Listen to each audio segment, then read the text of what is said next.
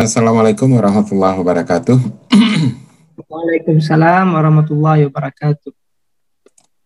Ya, ini merupakan bedah buku online pertama yang pernah saya hadiri, dan ini merupakan sesuatu yang unik menurut saya karena ini adalah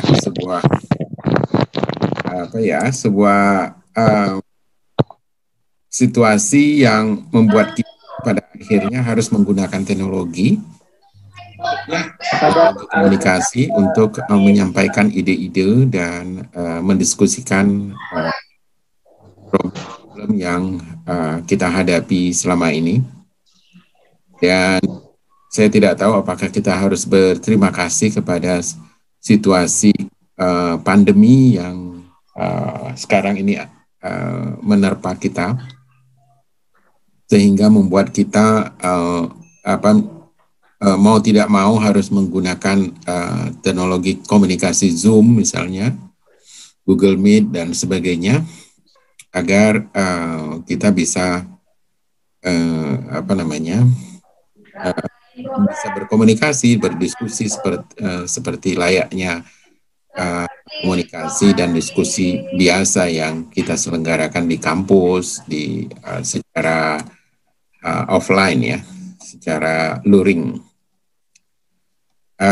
Saya menyambut baik buku yang Mas Herdi telah buat ini.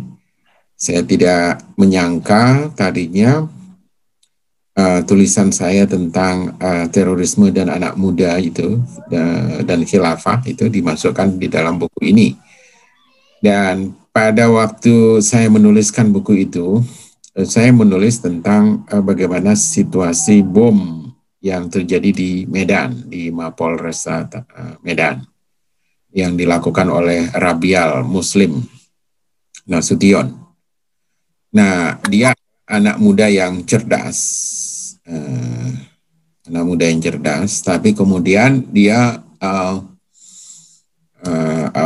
boleh dikatakan terjerumus ke dalam dunia terorisme lewat bujukan-bujukan ide-ide tafsiran keagamaan yang tekstual, skriptural, kemudian juga bahwa dia hidup dalam situasi walaupun teknologi sudah berkembang, tapi populisme itu masih sangat kuat ya, mempengaruhi dunia anak muda. Jadi saya melihat bahwa ternyata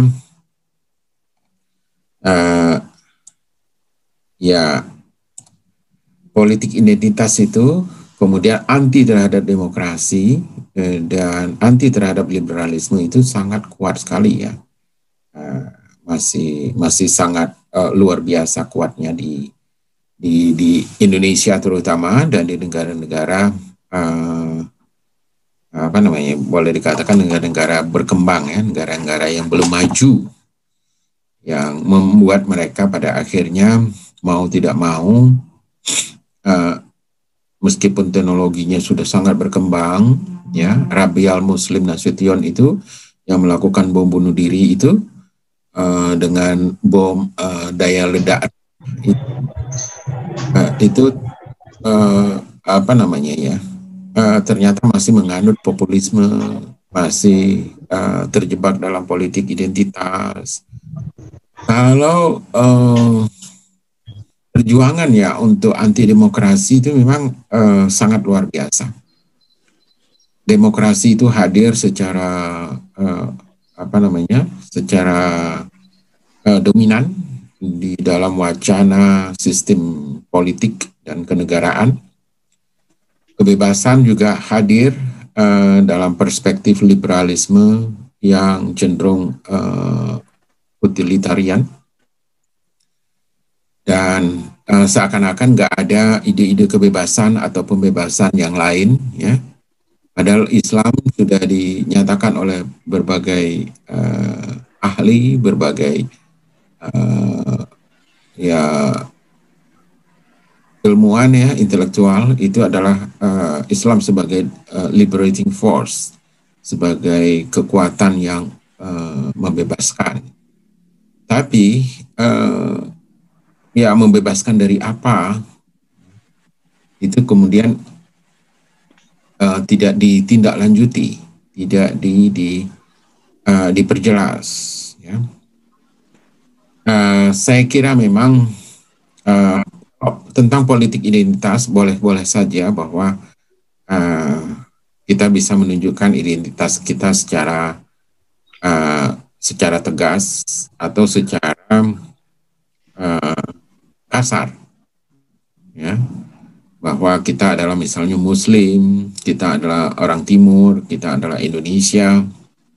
Kita bisa saja menunjukkan politik identitas tersebut. Bahkan demikian juga yang ada di Indonesia, ya, kita bisa menunjukkan politik identitas Muslim, kita konservatif, kita ortodok, ataupun kita apa dan sebagainya, itu boleh saja, asal tidak membahayakan orang lain, tidak mengganggu orang lain, dan tidak mencelakai orang lain, tidak tidak menghantam orang lain, tidak memukul orang. Jadi politik identitas ya wajar-wajar saja. Tanpa politik identitas pun kita sebenarnya sudah menunjukkan diri kita bahwa kita punya identitas tertentu, ya kan?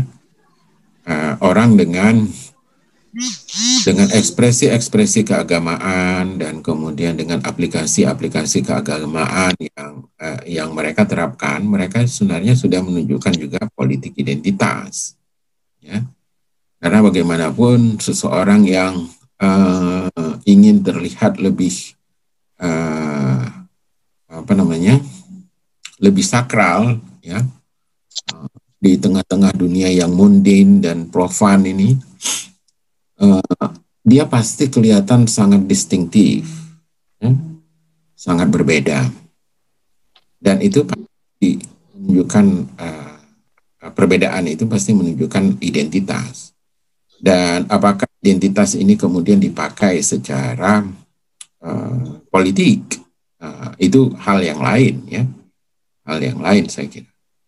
Jadi ya bisa-bisa saja itu dipergunakan dalam hal politik, ya.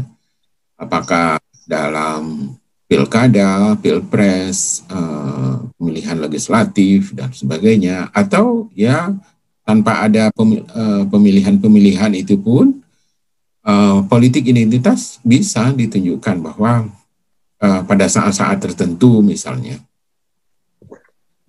di libur Paskah atau libur Natal, ternyata yang lebih banyak memanfaatkan libur itu karena liburan itu adalah liburan yang panjang dan perlu orang untuk untuk retreat, ya, untuk mundur dari kesibukan duniawi yang penuh hingar-bingar, pandemonium, ya. Jadi itu memang perlu menunjukkan jati diri mereka bahwa ternyata justru orang-orang yang misalnya yang Islam yang lebih banyak memanfaatkan liburan tersebut. Jadi itu sangat wajar dan biasa-biasa saja. Tapi akan lain halnya kalau kemudian mereka berusaha anti terhadap identitas yang lain.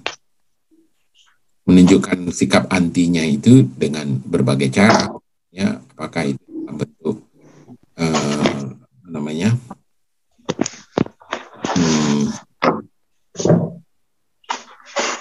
ya dalam bentuk serangan-serangan, ya, apakah itu serangan serangan yang biasa, ya, menunjukkan ketidaksetujuan, ataupun serangan yang lethal, yang mematikan, ya. Nah, itu yang tidak boleh dilakukan, karena itu sudah merusak hak-hak orang lain yang harusnya mereka juga punya hak untuk hidup dan menikmati perbedaan-perbedaan itu. Kemudian juga munculnya demokrasi dan liberalisme yang ada di tengah-tengah kita pada hari ini, itu ternyata tidak memberikan peluang bagi sistem yang lain. Uh, Demokrasi hanya memberikan peluang kepada autokrasi. Jadi otoritarianisme dan totalitarianisme itu muncul dan itu diberikan excuse oleh demokrasi.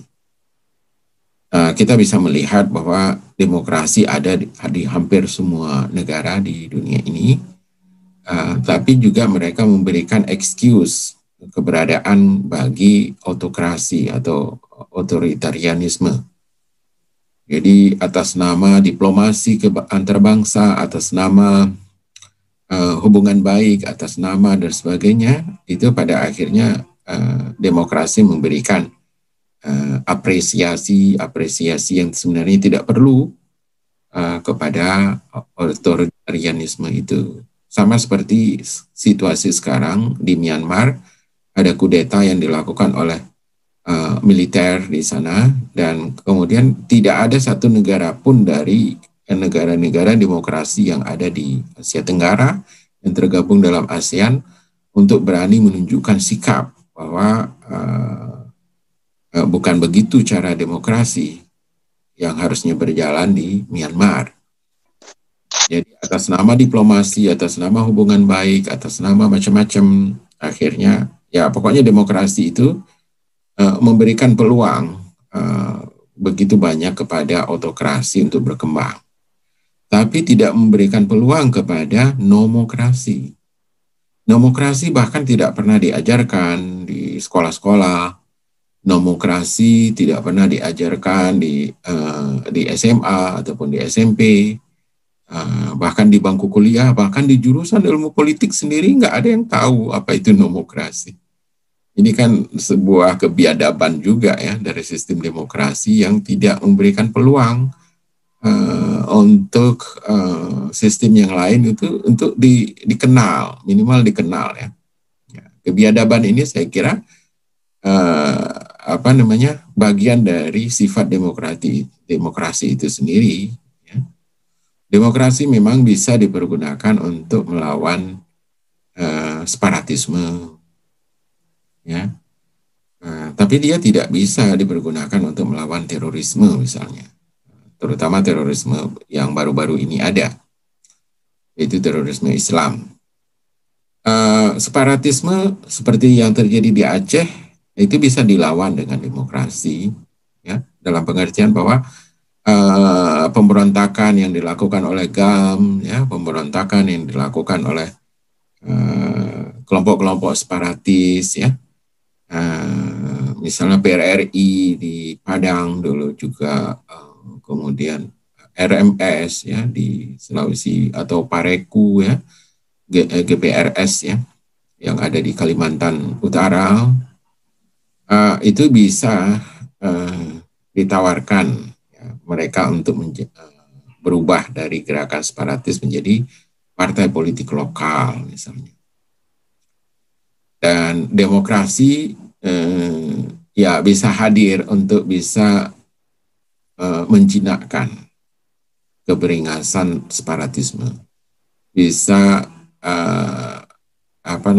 bisa dipergunakan untuk melumpuhkan ide-ide lokal, ya, lokal genius dan sebagainya. Tapi dia tidak bisa dipakai untuk untuk menghilangkan terorisme, karena terorisme memang ide dasar yang menjadi inti utamanya itu mereka anti terhadap demokrasi, anti terhadap partai politik, anti terhadap pemilu, pilkada, pileg, ya, pemilihan legislatif, pilpres dan sebagainya. Jadi respon mereka terhadap keramaian-keramaian yang diciptakan oleh demokrasi, yang bahkan keramaian itu juga bertentangan dengan prinsip-prinsip situasi di masa pandemik ya. Jadi ya sebenarnya demokrasi banyak sekali yang tidak kompatibel ya. Tidak kompatibel dengan situasi pandemik, tidak kompatibel dengan ide-ide non demokrasi ya, ide-ide bukan teokrasi tapi nomokrasi misalnya ya. Terhadap teokrasi juga tidak kompatibel demokrasi itu.